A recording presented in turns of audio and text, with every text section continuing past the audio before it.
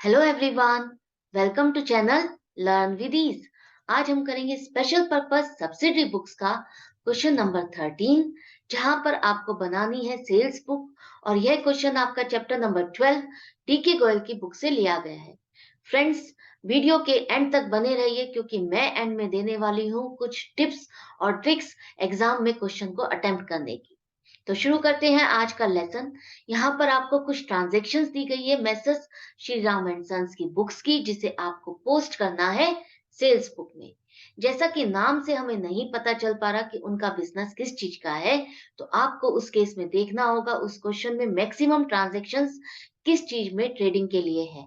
तो जैसा कि इस क्वेश्चन में मैक्सिमम ट्रांजैक्शंस आपकी स्टेशनरी में ट्रेडिंग के लिए है, तो इसका मतलब है आपका बिजनेस यहाँ पर स्टेशनरी का है। ये है आपकी सेल्स बुक का फॉर्मेट। फर्स्ट ट्रांजैक्शन है जहां पर आपने रमेश स्टेशनरी हाउस को सामान बेचा है और आपने उसको 10% ट्रेड डिस्काउंट भी दिया है। तो इसकी पोस्टिंग आप किस तरह से करोगे? पहले आप डेट के कॉलम में डेट लिखोगे, पर्टिकुलर्स के कॉलम में उस बायर का नाम लिखोगे जिसने सामान खरीदा है आपसे, और वो सामान जो आपने उसको बेचा है वो सारी डिटेल यहाँ पर आप लिखोगे। उसके बाद अगर आपके पास क्वेश्चन में इनवॉइस नंबर है, तो आप इनवॉइस नंबर के कॉलम में उस बिल का नंबर लिखोगे। डिटेल्स के कॉलम में आप अब ये अमाउंट कैलकुलेट करोगे, जो अमाउंट कैलकुलेशन से आएगी, मतलब कि 50 डजन पेंसिल 20 रुपए पर डजन के हिसाब से हो जाएगी 1000 रुपए की, और 20 डजन पेन 5 रुपए पर पेन के हिसाब से कैलकुलेट करना है।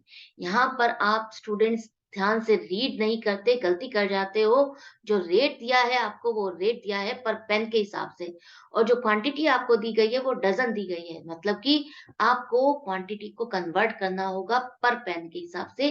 तो यहाँ पर एक डजन में आपके होते हैं 12 पीस, और आपने खरीदे हैं 20 डजन, मतलब कि 12 को आप मल्टीप्लाई करोगे 20 से, तो आ जाएगा 240, मतलब 240 पेन खरीदे हैं आपने 5 रुपए के हिसाब से। तो 240 मल्टीप्लाइड बाय 5 करोगे तो अमाउंट आ जाएगी 1200 रुपए। टोटल करोगे तो 2200 रुपए आएगा। अब यहाँ पर इस 2200 पर आप उसे दे रहे हो 10% trade discount. Sorry friends, less करोगे trade discount at the rate of 10%। ये कैलकुलेट करोगे आप 2200 पे, तो अमाउंट आ जाएगी 220 रुपए।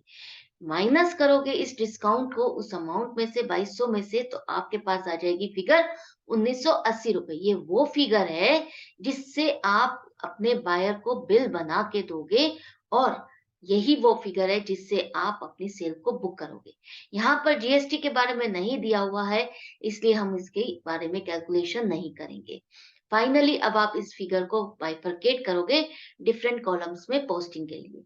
तो 1980 रुपए जो है वो आपकी सेल्स की फिगर है कंप्लीटली, तो सेल्स के कॉलम में लिखोगे। उसके बाद टोटल के कॉलम में आप लिखोगे 1980 रुपए। नेक्स्ट ट्रांजेक्शन है, यहाँ पर आपने गुप्ता स्टेशनरी शॉप को सामान बेचा है स्टेशनरी का। तो इसकी पोस्टिंग आप करोगे इस तरह से, डेट डालोगे और उस बायर का नाम लिखोगे उस सामान के साथ, डिटेल के साथ, जो सामान आपने उसको बेचा है। उसके बाद फिर से आप डिटेल के कॉलम में अमाउंट को कैलकुलेट करोगे। जैसा कि 10 डजन आपने नोटबुक खरीदी बेची है 60 रुपए के हिसाब से, तो यहाँ अमाउंट आ जाएगी 600 रुपए। और जो रबड़ आपने बेचे हैं वो 10 रुपए पर डजन के हिसाब से बेचे हैं, और जो क्वांटिटी दी हुई है वो दी हुई है 15 ग्रूस, मतलब जो बेचा है रेट है डजन के हिसाब से, और जो क्वांटिटी आपने बेची है वो दी हुई है ग्रूस के हिसाब से। तो यहाँ पर आपको कुछ बेसिक यूनिट कन्वर्जन्स पता होनी चाहिए, जैसे कि ग्रूस में कितने डजन्स होते हैं। एक ग्रूस में आपके 12 डजन होते हैं, तो 15 ग्रूस मतलब हो गए आपके 15 मल्टीप्लाइड बाई 12, आप करोगे तो आ जाएगा 180 दर्जन। 180 दर्जन को अब आप मल्टीप्लाई करोगे 10 से, तो अमाउंट आ जाएगी 1800 रुपए। टोटल आएगा 2400 रुपए। अब यहाँ पर ट्रेड डिस्काउंट या जीएसटी के बारे में कोई इंफॉर्मेशन नहीं है, तो इसका मतलब यह वही फाइनल फिगर है जिससे आप बिल बनाकर बायर को दे रहे हो, और आपकी सेल भी इसी अमाउंट से बुक होगी। तो 2400 का फिगर आ जाएगा आपका सेल्स के कॉलम में और टोटल के कॉलम में। नेक्स्ट है, आपने कुछ पुराने अखबार बेचे हैं 150 रुपए के। क्या ये वो ट्रांजैक्शन है जो आपकी सेल्स बुक में पोस्टिंग की दोनों कंडीशन को फुलफिल कर रही है? नहीं, नहीं कर रही। हमारी कंडीशंस होती हैं सेल्स बुक में पोस्टिंग की कि फर्स्ट वो सामान बेचा हो जो हम अपने बिज़नेस में ट्रेडिंग के लिए करते हैं। उसी सामान को बेचने पर, सेल करने पर आप उसकी पोस्टिंग सेल्स बुक्स में करते हो। फर्स्ट कंडीशन ये होती है। सेकंड कंडीशन, वो सेल आपकी क्रेडिट की होनी चाहिए, उधार पे बेचा हुआ ना होना चाहिए।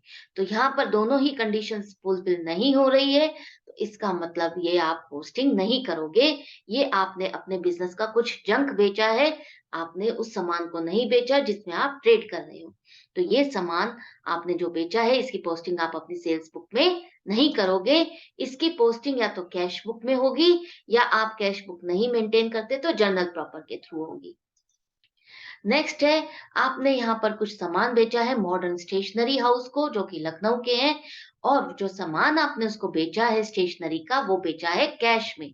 तो क्या ये वो ट्रांज़ैक्शन है जो कंडीशन फुलफिल कर रही है दोनों? नहीं, यहाँ पर भी आप बेच तो स्टेशनरी का सामान रहे हो, लेकिन जो सामान बेचा है, वो आपने बेचा है कैश में। हमारी कंडीशन होती है सेल्स बुक में पोस्टिंग की कि क्रेडिट की सेल होनी चाहिए, कैश की सेल्स नहीं। तो यहाँ पर आपकी सेल है ये कैश की, जिसकी पोस्टिंग आपकी होगी कैश बुक में, और सेल अकाउंट जो लेज़र में बनता है, वहाँ पर होगी। तो इसकी पोस्टिंग आप अपनी सेल्स बुक में नहीं करोगे। नेक्स्ट है, यहाँ पर आपने कुछ सामान बेचा है अली मोहम्मद एंड सन्स को, और आपने उसको डिस्काउंट भी दिया है 15%। यहाँ पर ट्रेड डिस्काउंट नहीं लिखा, सिर्फ डिस्काउंट लिखा है। इसका मतलब ही यही है, ये ट्रेड डिस्काउंट है। क्यों? क्योंकि इसमें पेमेंट के बारे में नहीं लिखा। पेमेंट नहीं हुई है, क्रेडिट की सेल है।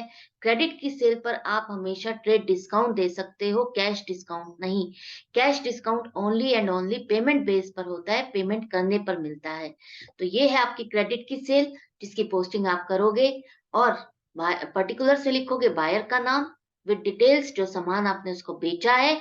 अब डिटेल के कॉलम में अमाउंट कैलकुलेट करोगे तो अमाउंट आ जाएगी 800 रुपए।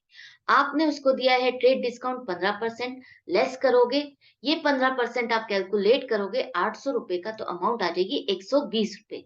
माइनस करोगे तो अमाउंट आ जाएगी आपके पास 680 रुपए। ये वो अमाउंट है जिससे आप अपनी सेल्स को बुक करोगे और बिल भी बना करके अपने बायर को दोगे। तो 680 रुपए की अमाउंट आ जाएगी आपकी सेल्स के कॉलम में और टोटल के कॉलम में। इस क्वेश्चन में आपको जीएसटी के बारे में कुछ नहीं इंफॉर्मेशन दी गई, कुछ भी, तो आप उसकी पोस्टिंग जीएसटी की नहीं करोगे, ये कॉलम्स आपके ब्लैंक रहेगी। यहाँ पर आपकी सारी पोस्टिंग हो गई है। अच्छा, अभी एक ट्रांज़ैक्शन और रह गई है, वो ये है कि आपने कुछ पुराना फर्नीचर बेचा है केदारनाथ एंड कंपनी को, और वो भी आपने उधार पर बेचा है 2200 रुपए का। क्या ये पोस्टिंग होगी आपकी बुक में? नहीं होगी। आपने जो सामान बेचा है, बेचा तो उधार पर है, क्रेडिट पर है।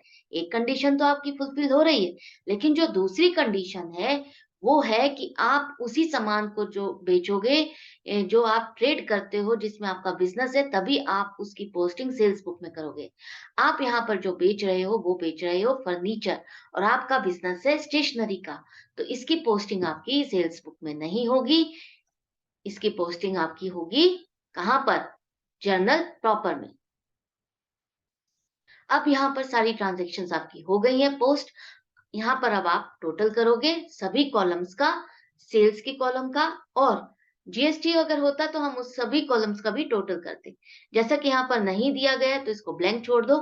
एंड में टोटल का भी कॉलम का भी टोटल करोगे।